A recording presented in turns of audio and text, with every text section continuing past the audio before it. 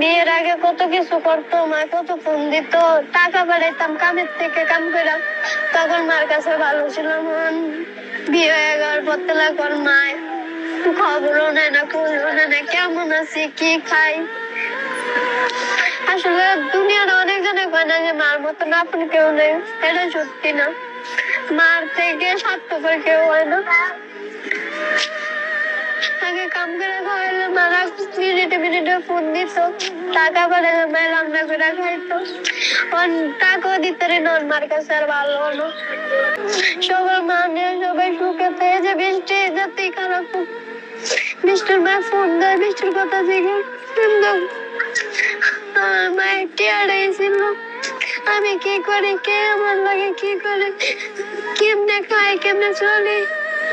আজকে কতটা দিন হয়ে গেছে মার কোনো খোঁজ খবর নেই, ফোন দেয় না। আমি তাহলে রাগ করে রেছি, মাইকে পারে না একটা ফোন দিতে।